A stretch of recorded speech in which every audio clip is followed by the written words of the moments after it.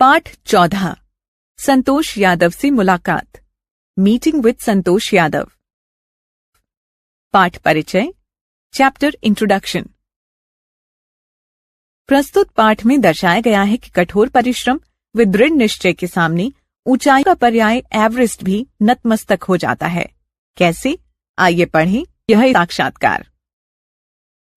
2 बार mount Everest की चोटी पर पहुंचने वाली भारत की पहली महिला पर्वतारोही संतोष यादव का बचपन अन्य बच्चों की तुलना में कुछ अलग था। वह बचपन से ही निडर और निर्भीक थीं। हमेशा किसी भी चीज को जानने की उनकी जिज्ञासा उनके अंदर बलवती रहती और बर्फ से ढकी चोटियों को समझने की जिज्ञासा ने उन्हें एक दिन माउंट एवरेस्ट की चोटी पर पहुंचा दिया। आइए उनका ये साक्षात्कार पढ़कर उनके बारे में और जानें। प्रश्न। अपने बचपन के बारे में कुछ बताइए। उत्तर। मैं बहुत शरारती थी, लेकिन फिर अचानक शांत हो गई। इसलिए कहा जा सकता है कि मेरा बचपन थोड़ा मिला जुला रहा। पिताजी के आर्मी में होने के कारण मेरा ज्यादातर बचपन दादी के साथ बीता और मैं अपनी दादी की लाडली थी। 5 भाइयों के बीच अकेली होने के कारण मुझे अपने भाइयों का भी भरपूर प्यार मिला और पूरे घर की मैं चहेती थी। पिताजी मुझे गले का हार कहते थे और यह बात पूरे गांव सहित आसपास के गांव में भी फैल गई कि एक आदमी है जो अपनी बेटी को इतना प्यार करता है। आज मुझे महसूस होता है कि जिस बच्चे को घर में खूब प्यार मिलता है वह किसी भी क्षेत्र में अच्छा कर सकता है। प्रश्न। आपकी पढ़ाई लिखाई कैसी रही? आपको किन मुश्किलों का सामना करना पड़ा? उत्तर। गांव की पढ़ाई का जो माहौल होता है वही था। 2 कमरों का मेरा स्कूल था और मेरी कक्षा में सिर्फ 4 बच्चे थे। बैठने के लिए घर से बोरी लेकर जाते थे और कभी बरसात हो जाती तो उसे ही ओढ़ लेते थे। 5वीं कक्षा तक मैंने गांव के स्कूल में ही पढ़ाई की। 5वीं की पढ़ाई के बाद मैं नजदीक के ही कस्बे में जाने लगी, जो कि 11 किलोमीटर का रास्ता था। पैदल जाने में मैं काफी थक जाती थी। वहां मैंने 8वीं तक की पढ़ाई की और फिर दिल्ली आ गई। 14 वर्ष की उम्र से ही शादी करने का दबाव दिया जाने लगा, जिससे बचने के लिए मैं अपने माता पिता से दूर हॉस्टल में रहकर पढ़ाई करने लगी। प्रश्न। हिमालय पर चढ़ने की प्रेरणा कब और कैसे मिली? उत्तर। मैं बचपन से ही बहुत जिज्ञासु थी और यही जिज्ञासा मेरी प्रेरणा बनी। मैं पेंटिंग बहुत अच्छी कर लेती थी और किसी चीज के बारे में कल्पना करके उसका खाका तैयार करती थी। बर्फ से ढके पहाड़ों पर चढ़ने की जिज्ञासा बहुत पहले से ही थी।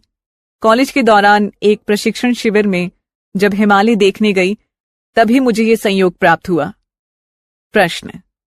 क्या परिवार की तरफ से कोई अड़चन हुई? उत्तर। पिताजी तो अचंभे में पड़ गए कि यह इसे कौन सा भूत सवार हो गया।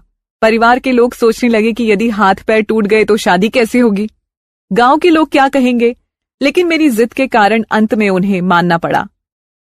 प्रश्न। माउंट एवरेस्ट पर चढ़ने की अनुभूति हमें बताइए।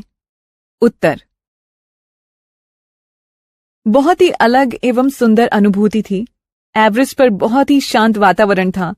एक खूबसूरत दृश्य तथा शांत वातावरण, जब ये दोनों मिलकर एक हो जाते हैं तो अध्यात्म को महसूस किया जा सकता है।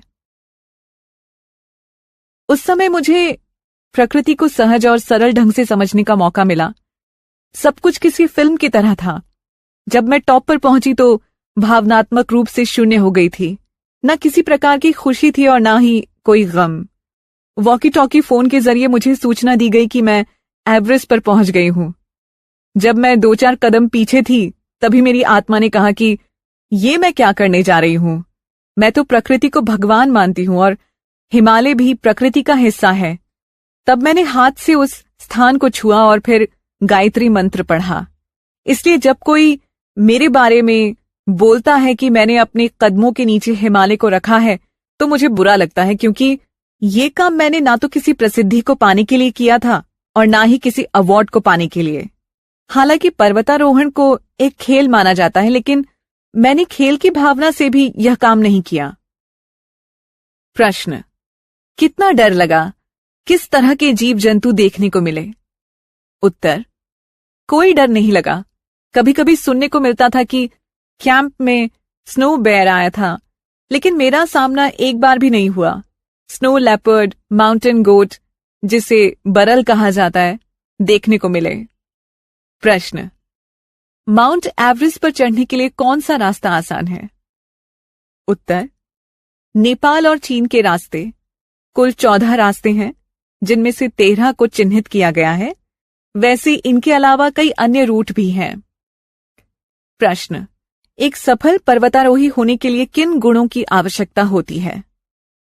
उत्तर, यह न सिर्फ एक पर्वतारोही के लिए बल्कि हर एक अच्छे इंसान के लिए जरूरी होता है कि वह संतुलित दिमाग वाला और संयमी हो।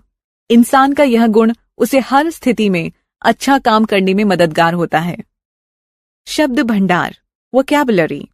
पर्वतारोही, पहाड़ों पर चढ़ने वाला। माउंटेनियर्स, साक्षात्कार, आयोजित मीटिंग।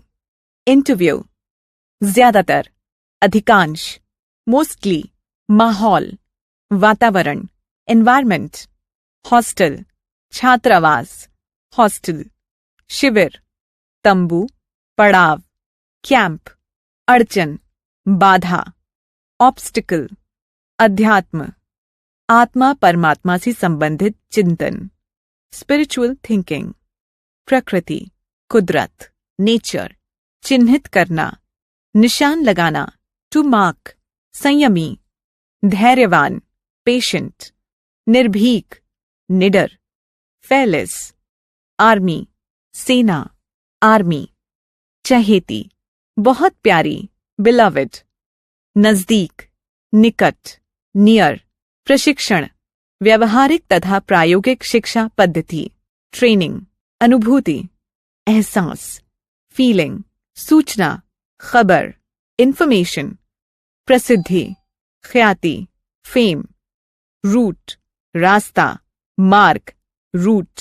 मददगार, सहायक, हेल्पफुल।